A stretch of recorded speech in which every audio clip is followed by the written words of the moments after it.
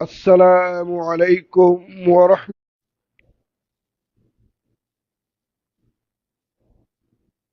সমস্ত প্রশংসা, গুণগান ও তারিফ মহান আল্লাহ রাব্বুল আলামিনের জন্য, যে আল্লাহ সুবহানাহু আজ্জা ওয়া জাল তিনি আমাদের প্রতি দয়া করেছেন, নিজের সন্তানকে কুরবানি দেওয়ার পরিবর্তে বাহিমাতুল আনআম বা পশু কুরবানি মধ্য দিয়ে তার নৈকট্য অর্জন করার।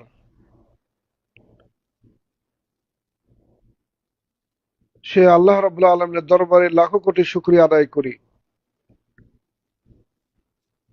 অতঃপর দুরূদ ও সালাম বর্ষিত হোক আমাদের প্রিয় নবী মুহাম্মদুর রাসূলুল্লাহ সাল্লাল্লাহু আলাইহি ওয়াসাল্লামের প্রতি, যিনি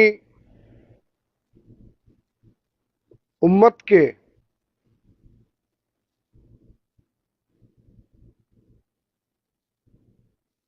কুরবানির বিধিবিধান শিক্ষা দিয়েছেন, দেখিয়ে দিয়েছেন এবং উম্মতকে সঠিক দিক ও নির্দেশনা দিয়েছেন।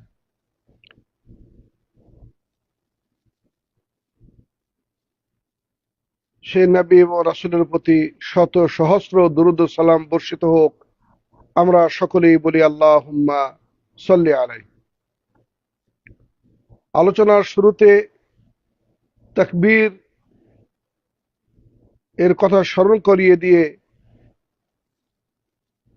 সে তাকবীরটি পড়তে চায়, আল্লাহু আকবার, আল্লাহু আকবার, লা ইলাহা ইল্লাল্লাহ, আল্লাহু আকবার, আল্লাহু আকবার, ওয়ালিল্লাহিল হামদ। এই তাকবীরের ব্যাপারে আমরা আলোচনা করেছি। এটি অত্যন্ত গুরুত্বপূর্ণ একটি তাকবীর। জিলহজ মাসের প্রথম দশক এমন একটি দশক, যে দশকের প্রতিটি আমল আল্লাহ রাব্বুল আলামিনের দরবারে অত্যন্ত প্রিয়, সর্বাধিক প্রিয়।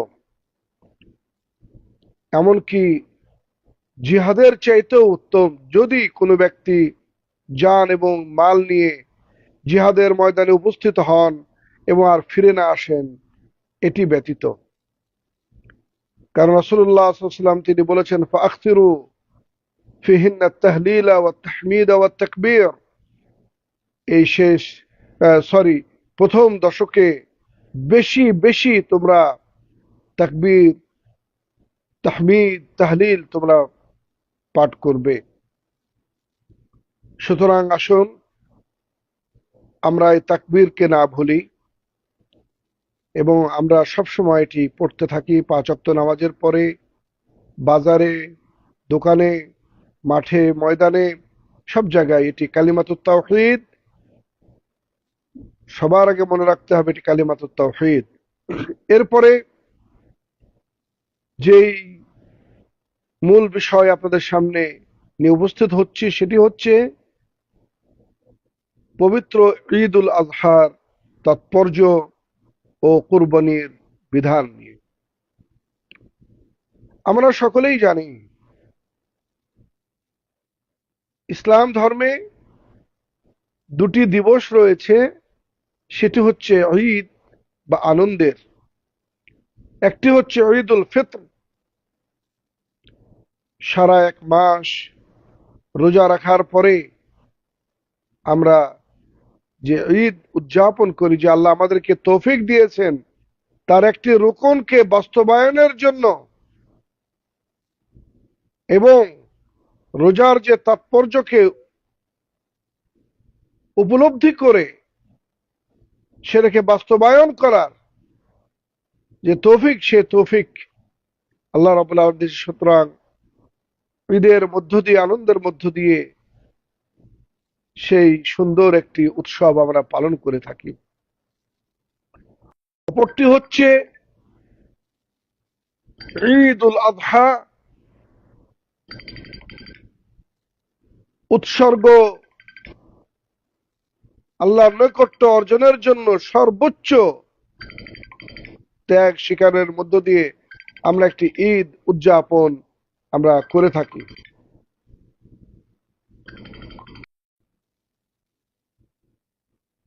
সুতরাং ইসলাম ধর্মে দুটি ঈদ, আনন্দের দিন, খুশির দিন। তার মধ্যে আজকে যে বিষয়টি নিয়ে কথা বলবো সেটি হচ্ছে ঈদ উল আযহা, ত্যাগের মহিমায় মহিমান্বিত হয়ে আনন্দ উৎসবের দিন। আমরা সকলেই জানি আল্লাহ সুবহানাহু আযজা ওয়া জাল তার প্রিয় খলিল, বন্ধু ইব্রাহিম আলাইহিস সালাতু ওয়াস সালামকে স্বপ্নের মাধ্যমে স্বীয় পুত্র ইসমাইল আলাইহিস সালামকে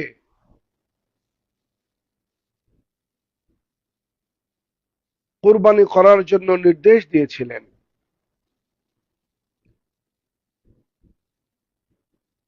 পিতার প্রস্তাবে সন্তান সম্মতি দিয়েছিলেন এবং নিঃসংকোচে, নির্দ্বিধায় আল্লাহর হুকুম পালনার্থে ইব্রাহিম আলাইহিস সালাম তার কলিজার টুকরা বৃদ্ধ বয়সে প্রাপ্ত সন্তান, ছোট্ট শিশু সন্তান বাবার হাত ধরে চলার মতো অবস্থায় তাকে কুরবানি দেওয়ার উদ্দেশ্যে মিনার প্রান্তরে রওনা হয়েছিলেন। পথিমধ্যে শয়তান তিনবার ধোঁকা দেওয়ার চেষ্টা করে, ফলে সেখানে পাথর নিক্ষেপ করে শয়তানকে রজম করা হয়েছিল। সেটি আজও বিদ্যমান।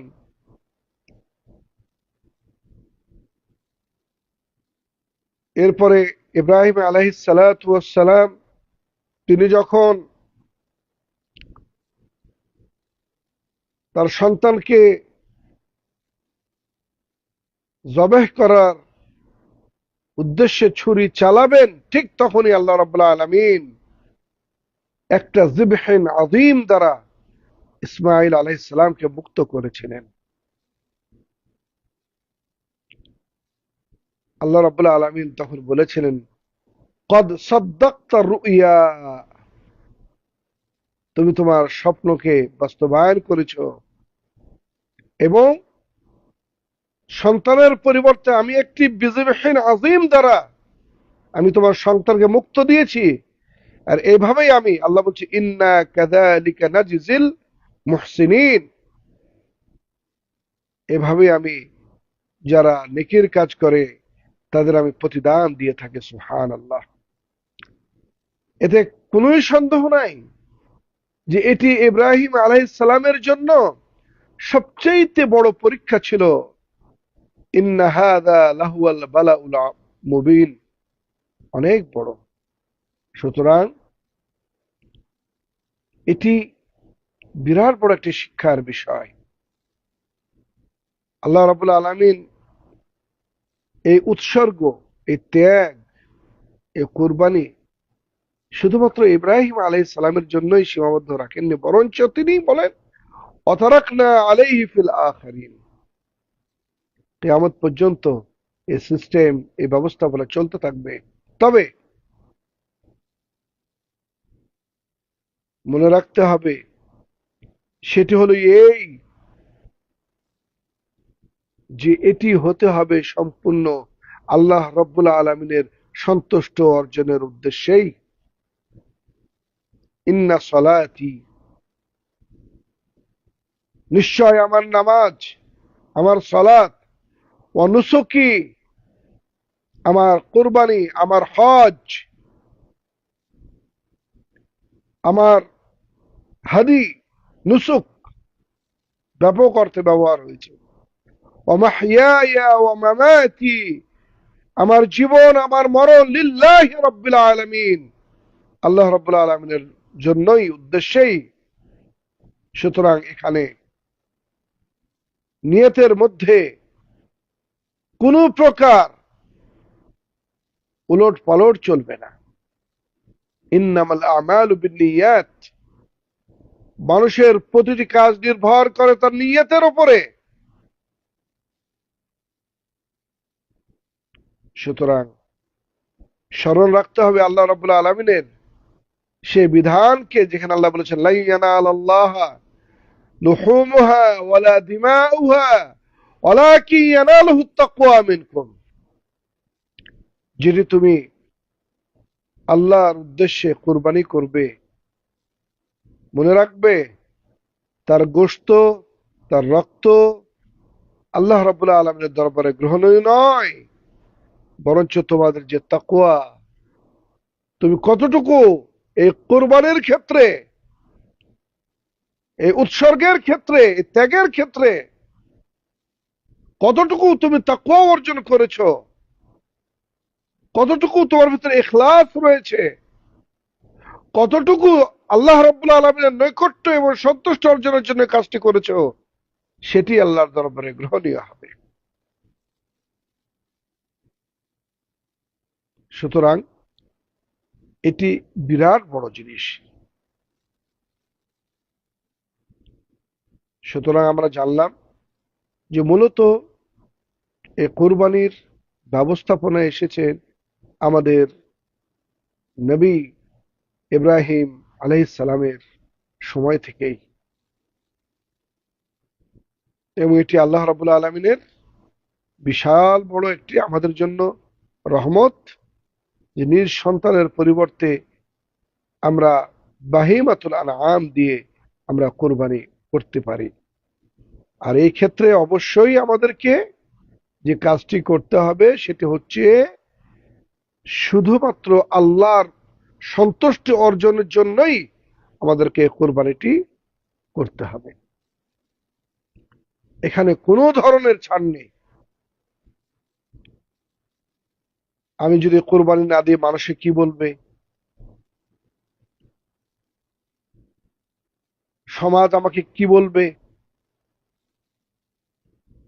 বেটি জামাই বাড়িতে আসবে তারা কি মনে করবে, নতুন সম্পর্ক হয়েছে, না, নেভার, কখনোই না। শুধু আল্লাহর উদ্দেশ্যেই হতে হবে। আপনার সমর্থনে আপনি কোরবানি দিবেন না। সেজন্য ওলামাগণ কোরবানির বিধান নিয়েও ইখতিলাফ করেছেন।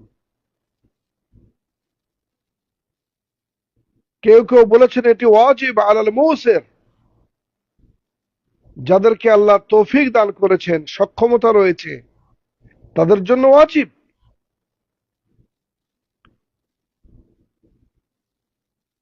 কোন কোন ওলামা বলছেন না, এটা হচ্ছে সুন্নাহ মুআক্কাদা। কে বলছেন না এটি মুস্তাহাব, কিফায়া।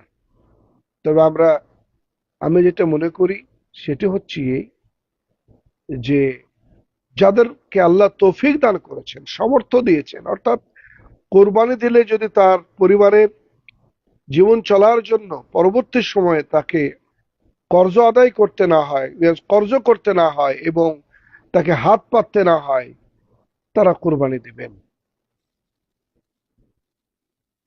তারা কোরবানি দিবেন। এই কোরবানি তাৎপর্য জানলাম এবং কোরবানির বিধান জানলাম। এই কোরবানিটা আমরা কোন সময় আমরা দিব, এতে কোনোই সন্দেহ নেই সলাতুল ঈদ আদায় করার পর এ কুরবানি পশু জবেহ করতে হবে। যদি কোনো ব্যক্তি নামাজের আগে, ঈদের দিন ঈদের নামাজ এখনো সমাপ্ত হয় নাই, তার আগে যদি কেউ পশু জবাই করে, তাহলে তার ওটা কোরবানি হবে না, তার গোশত খাওয়া হবে। এটা অনেক গুরুত্বপূর্ণ বিষয়। অতএব এই ক্ষেত্রে আমাদেরকে অবশ্যই সতর্কতা অবলম্বন করতে হবে।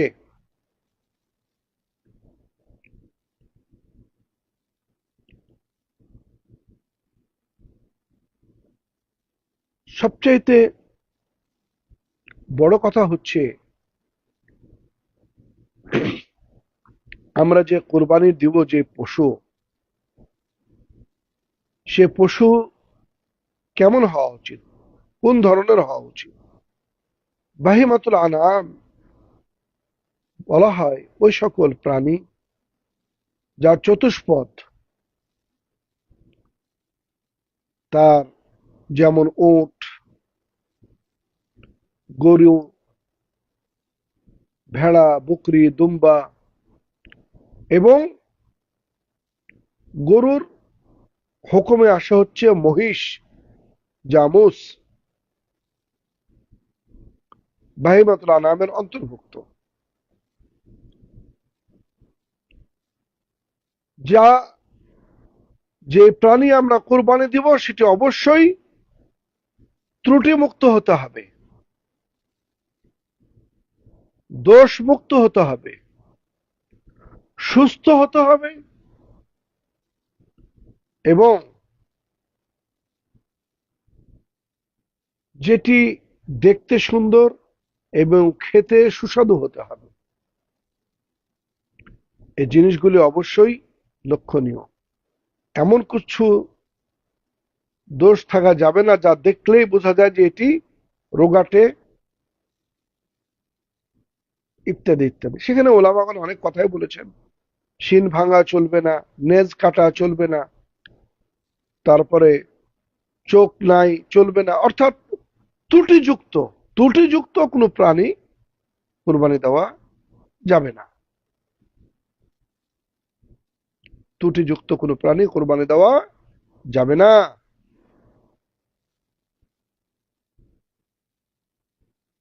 এবার আমরা আসি, যেটি বিশাল বড় মতভেদ তৈরি করেছে আমাদের সমাজে, বিশেষ করে বাংলাদেশে। আমরা অন্য কোথাও এই মতভেদ আমরা লক্ষ্য করি না, দেখি না।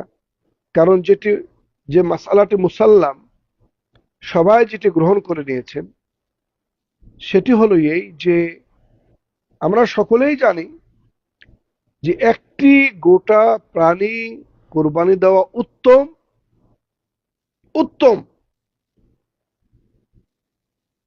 আপনার অংশগ্রহণের চাইতে। আমাদের মাঝে কিছু আলেম বাংলাদেশে, তারা একটি বিষয়কে অত্যন্ত গুরুত্ব ও হাইলাইট করে চলেছেন। সেটি হচ্ছে বিশেষ করে আহ, যে সকল প্রাণী বড়, যেমন গরু, উট, এ সকল প্রাণীতে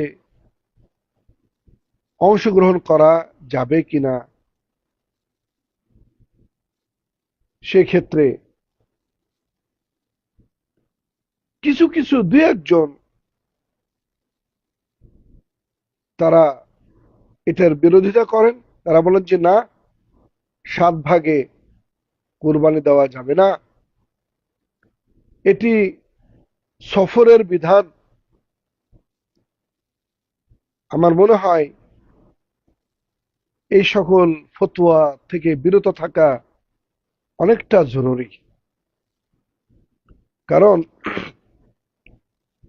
একটি কায়দা আছে ইসলাম ধর্মে, নীতিমালা আছে, সেটি হচ্ছে আল ইবরাতু বিউমুমিল লাফজি লা বিখুসুসিস সাবাব।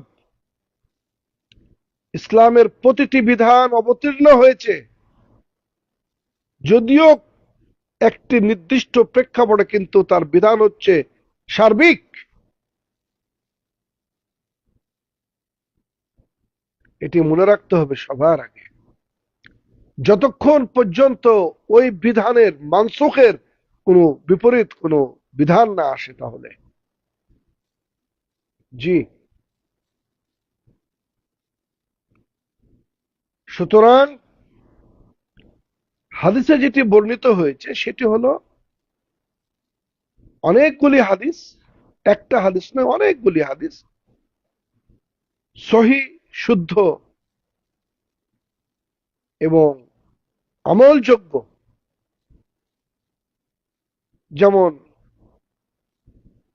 জাবের রাদিয়াল্লাহু তাআলা তিনি বলেন, আমারানা রাসূলুল্লাহ সাল্লাল্লাহু আলাইহি ওয়াসাল্লাম আন নাশতারিকা ফিল ইবিলি ওয়াল বাকারি কুল্লু সাবআতিন মিন্না।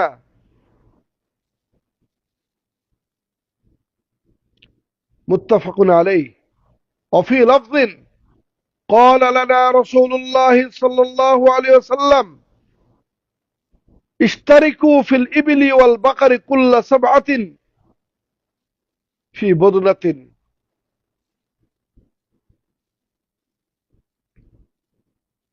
হাদিসগুলি সহিহ, কোনটা মুত্তাফাক আলাইহি, কোনটা আলা শর্তে সাহিহাইন, অর্থাৎ ইমাম বুখারী এবং মুসলিমের শর্ত অনুযায়ী অন্যরা তার বর্ণনা করেছেন।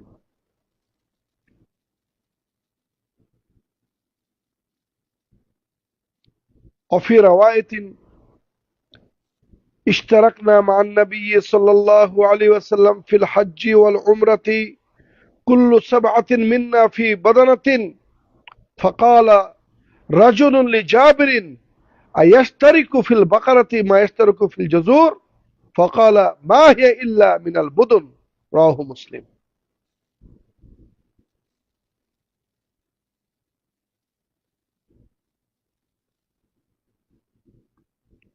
সুতরাং এই হাদিসগুলি অত্যন্ত সরিহ ও সহিহ,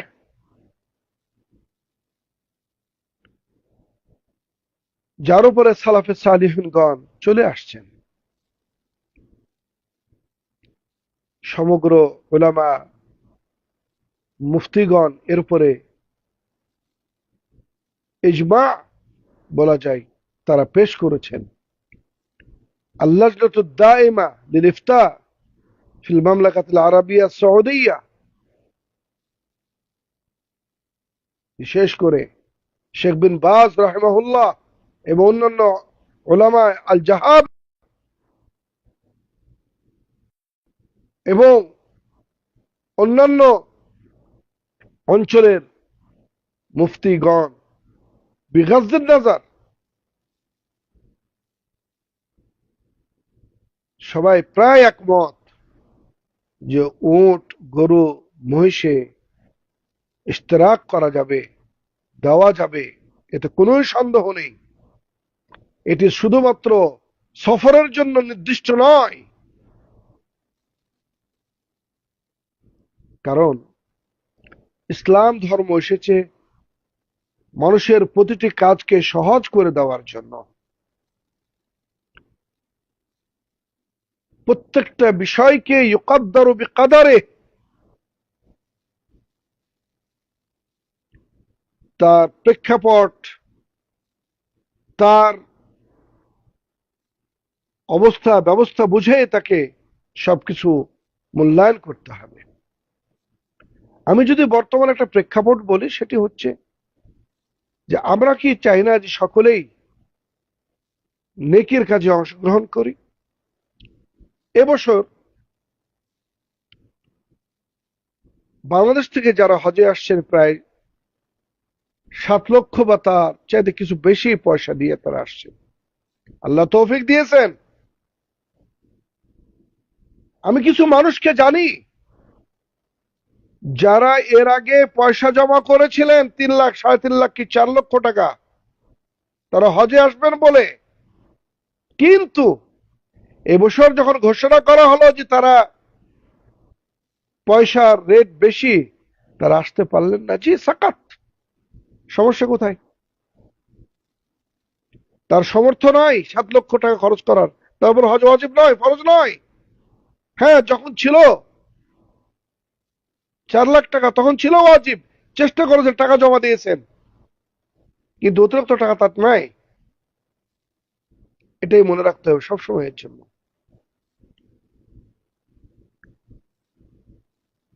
একজন ব্যক্তি বর্তমানে আমাদের দেশে একটি ভালো মানের বা মোটামুটি মানের যদি একটি বকরি সে কোরবানি দিতে যায়, তাহলে তাকে নিম্নে 15 থেকে উঠতে 25,000 পর্যন্ত পয়সা তাকে লাগে। পক্ষান্তরে যদি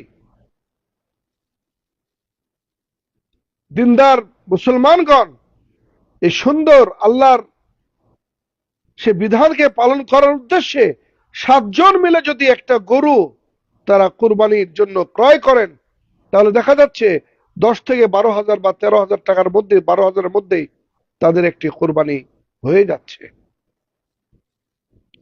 ভুলে গেলে চলবে না ইসলামের সেই মৌলিক নীতিমালার একটি, বাশশিরু ওয়ালা তুনাফফিরু, ইয়াসসিরু ওয়ালা তুআসসিরু। আমি কি বুঝি, আমি কি জানি, এটাই বড় কথা নয়। মাফহুমুশ শরিয়া কি বলছে সেটা হলো সবচেয়ে বোঝা বড় জিনিস। উলামায়ে মুতাকাদ্দিমিনদের অনেকেই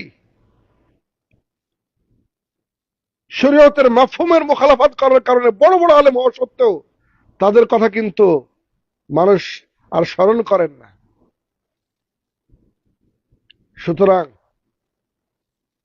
আপনি বড় আলেম হয়ে গেছেন, মুফতি সাহেব ফতোয়া দিয়ে দিলেন, দিতে পারেন, সমস্যা নেই, কিন্তু কখনোই নিজের মতটাকে জাতির উপরে কখনো চাপিয়ে দিবেন না। যা সহজ, যা সুন্দর, যাতে সবাই, এবং যা চলে আসছে সেটিকে, এই সুন্নাত যেটি চলে আসছে, যেটি বুঝ সালাফে সালিহিনগণ বুঝেছেন, সেই রাসূল সাল্লাল্লাহু আলাইহি ওয়াসাল্লামের পথ থেকে নিয়ে অদ্যাবধি। সুতরাং আমার আপনার বুঝ কি হলো সেটা কিন্তু দেখার বিষয় নয়। সুতরাং আমি বলবো স্পষ্ট ভাষায়, জি, একটি গরু যদি কেউ গোটা কুরবানি দিতে পারে উত্তম, একটি ওর যদি কেউ গোটা কুরবানি দিতে পারে উত্তম, একটি মহিষ যদি কেউ কুরবানি দিতে পারে উত্তম। তবে যদি মনে করে কেউ যে আমরা 2 জন মিলে কোরবানি দেবো, জায়েজ, 3 জনে দেবো, 4 জনে দেবো, 5 জনে দেবো, 6 জনে দেবো, সর্বশেষ হচ্ছে 7 জন, অর্থাৎ 7-এর উপরে যাওয়া যাবে না। এটা হচ্ছে আল হাদ আল মাফহুম মিনাল হাদিস। আল্লাহ রাসূল যখন 7টা নির্ধারণ করেছেন, তার অর্থ হলো এর বেশিতে নয়, এর নিচে যত পারা যায় কোনো সমস্যা নাই ইনশাআল্লাহ বিজনিল্লাহ আযজা ওয়া জাল। হাদা হুয়াল মাফহুম আস-সাহিহ। যদিও ইখতিলাফ আছে, কেউ বলছেন না 7 জনই অংশগ্রহণ করতে হবে, কেউ বলছেন না, কিন্তু যেটাতে সহজ হয় আল্লাহর এই বিধানকে পালন করার ক্ষেত্রে সেভাবেই করবেন। দেখা গেল যে 3 জন ব্যক্তি, 3 পরিবারের, তারা মনে করেছেন যে আমরা 3 জন মিলে এটাকে কোরবানি দেব, আর তারা পাচ্ছেন না কাউকে দিবেন। আল্লাহ আপনাকে তৌফিক দান করেছেন, আপনি গোটা একটা বকরিও কোরবানি দিবেন, ভেড়া দিবেন, দুম্বা দিবেন, আল আমরু ওয়াসি'।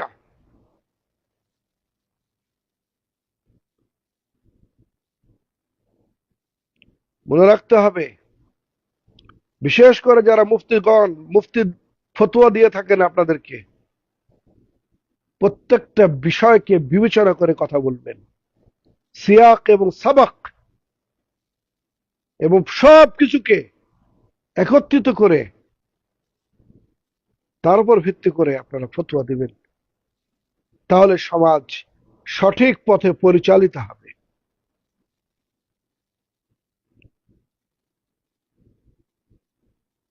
ফতোয়া এর অর্থই হচ্ছে আল্লাহ এবং তার রাসূলের পক্ষ থেকে সিগনেচার করা।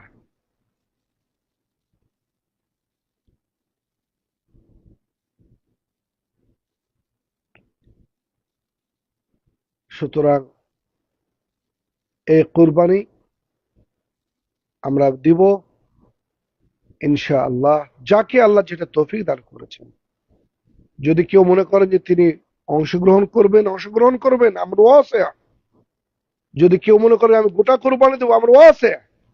দেখা গেল কোন এক সময় একজন ব্যক্তি তিনি গোটা কোরবানি দিয়েছেন, কিন্তু তার পরের বছরে তার সামর্থ্য নেই, সামর্থ্য আছে একটা অংশগ্রহণের জন্য, সে একটা অংশগ্রহণ করবে। তার একটা গোটা বকরি ক্রয় করার মতো ক্ষমতা নাই, কিন্তু একটা গরুতে অংশগ্রহণ করার মতো ক্ষমতা আছে। আমরা কি তাকে নিষেধ করতে পারি? হ্যাঁ, ওলামাদের মধ্যে ইখতিলাফ রয়েছে। যেমন একটা বকরির ক্ষেত্রে, ভেড়ার ক্ষেত্রে, দুম্বার ক্ষেত্রে আমরা বলি হাদা মিন্নি ওয়া মিন আহলি, আল্লাহ এটা আমার এবং আমার পরিবারের পক্ষ থেকে। একটা আল্লামা ইমাম ইবনু বাজ রাহিমাহুল্লাহ রাহমাতান ওয়াসিআ ওয়া আসকারিহু ফাসিহা জান্নাতিহি আল্লাহুম্মা আমিন, তিনি সুন্দর কথা বলে গেছেন, কিন্তু খুব সুন্দর কথা বলে গেছেন যে একটা অংশ একটা বকরির কায়েম মাকাম। জি, একজন পরিবারের যিনি কর্তা তিনি যখন একটা ভাগে অংশগ্রহণ করেন, তার অর্থই হলো সেটি তার এবং তার পরিবারের পক্ষ থেকেও হয়ে যাবে ইনশাআল্লাহ। আমি বলছি না যে ইখতিলাফ নাই, ইখতিলাফ হয়েছে। আরে সওয়াব দেওয়ার মালিক আল্লাহ, নেকি দেওয়ার মালিক আল্লাহ। লা তুহাজ্জিরু আল ওয়াসি', ইসলাম যেখানে উসাআত দিয়েছেন সেখানে হাজার তাকে সীমাবদ্ধ করার অধিকার আমাদের আপনাদের না, কারো নাই।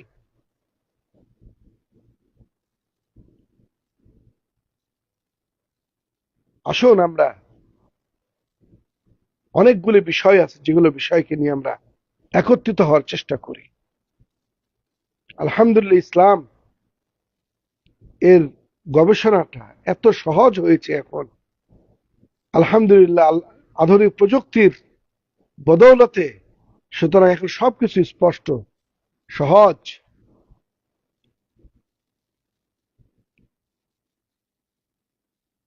সুতরাং আসুন আমরা এটা নিয়ে দ্বিধাবোধ করি না। আমরা সকলেই চেষ্টা করব ইখলাসের সাথে। সবচেয়ে হাইলাইট করতে হবে যে বিষয়টিকে, সেটি হলো ইখলাস।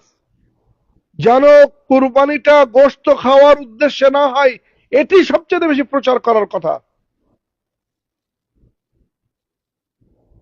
কুরবানি কিনবেন, হৃষ্টপুষ্ট, ত্রুটিমুক্ত, চোখে লেগেছে কিনে নেন।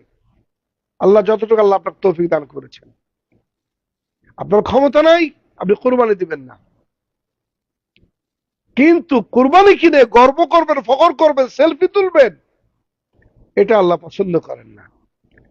কারণ আপনি কার উদ্দেশ্যে কোরবানি করছেন? আপনার যদি গোশত খাওয়ার এতই শখ হয়, আপনি আগের দিন একটা বড় গরু জবাই করে গোশত কিনে ফ্রিজ ভর্তি করেন, সমস্যা কোথায়?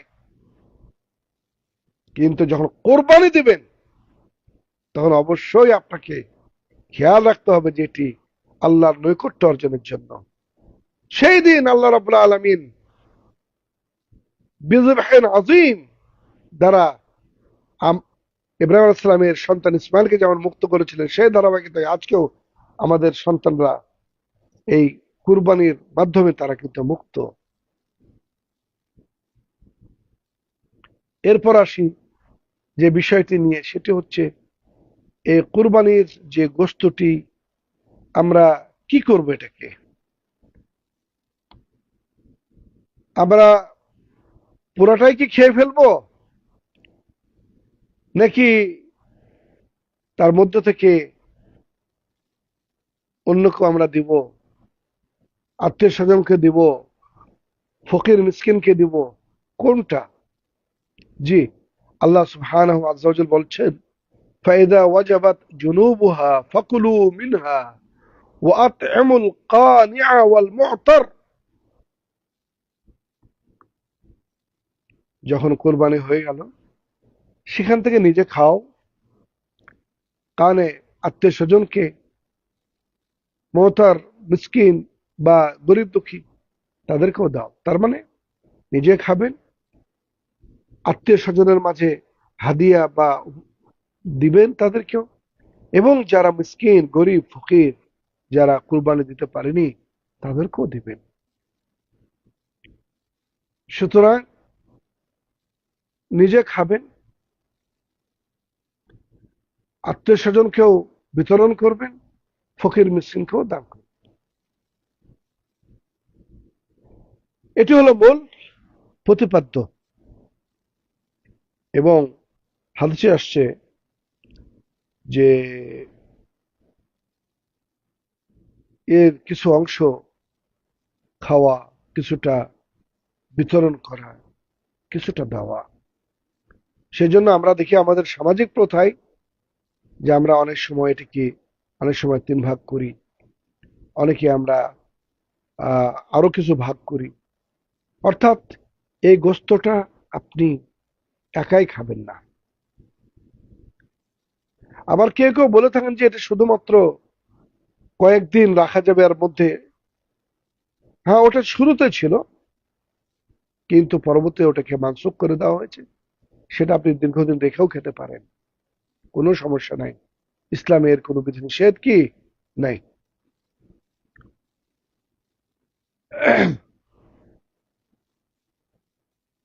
চামড়াটা কি করব? চামড়াটা, এটাও উলামাদের মধ্যে ইখতিলাফ আছে। কেউ বলছেন যে ওটা বিক্রি করা যাবে, কেউ বলছেন না, এটাকে দান হিসেবে দিয়ে দেওয়া উত্তম। যেটি সেটা হলো সেটাকে দান হিসেবে, যেহেতু উযহিয়াটাও একটা দান, কিন্তু উযহিয়াটাও একটা কি দান। এরপরে যে প্রশ্নটি আসে সেটি হলো যে মাইয়াতের পক্ষ থেকে কোনো কিছু কোরবানি দেওয়া যায় কিনা। জি, জায়েজ আছে। মাইয়াতের পক্ষ থেকেও যদি কোনো ব্যক্তি মনে করেন যে আমার, ইখতিলাফ আছে আমাদের মধ্যে, যে যদি কেউ ওসিয়ত করে যায় যে আমি মারা যাওয়ার পরে আমার পক্ষ থেকে তোমরা প্রতি বছর একটা করে বকরি তোমরা কোরবানি দিবে। কেউ বলছেন যে যদি ওসিয়ত করে যায় তাহলে জায়েজ আছে, ওসিয়ত না করলে জায়েজ নাই। কিন্তু এটি একটি সাদাকা, এটি একটি নেকির কাজ।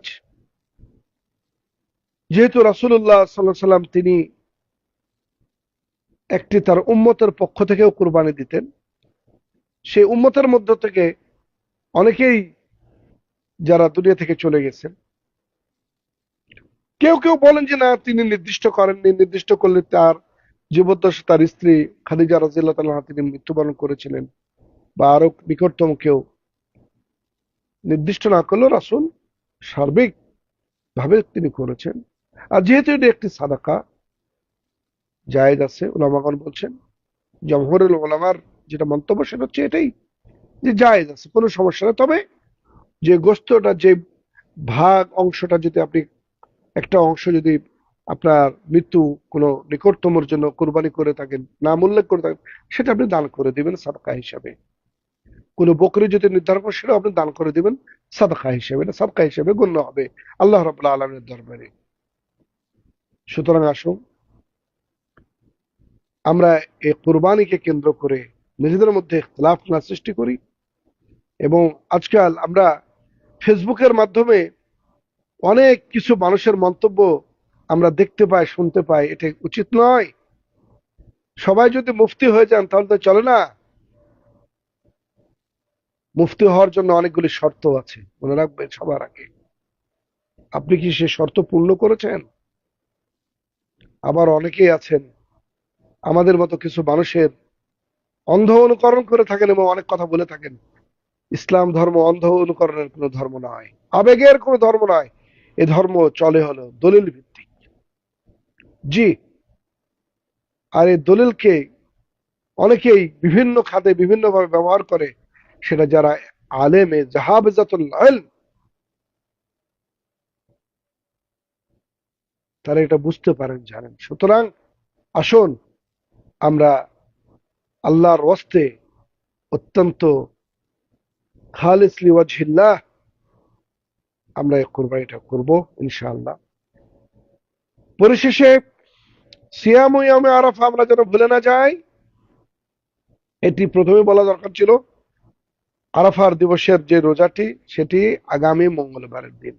সিয়াম ইয়াউমি আরাফা, এটি নিয়েও দেখছি আমাদের দেশের অনেকে ধূম্রজাল তৈরি করে ফেলেছে। হ্যাঁ, ইখতিলাফ আছে আমাদের, এতে কোনো সন্দেহ নাই। কিন্তু আমরা যদি আল্লাহ রসুলের এবারতটাকে দেখি, ইয়াউমে আরাফা, আরাফার দিবস। আরাফার ময়দান কোথায়? বিশ্বের কোথায়? সৌদি আরবের মক্কা নগরীতে অবস্থিত আরাফার ময়দান, বিশাল এরিয়া। সৌদি আরবের মক্কা নগরীতে অবস্থিত আরাফার ময়দান, যে আরাফাকে বলা আল হাজ্জ আরাফা, অর্থাৎ যারা আরাফার ময়দানে 9 জিলহজ, যেদিন আরাফার ময়দানে সমগ্র হাজী সাহেবগণ উপস্থিত থাকবেন, সূর্য পশ্চিম দিকে ঢোলা থেকে নিয়ে সূর্য অস্তমিত হওয়া পর্যন্ত আলা সাঈদ আরাফা ওকুফ করবেন, সেটি হজ। আর সেটি আগামী মঙ্গলবার।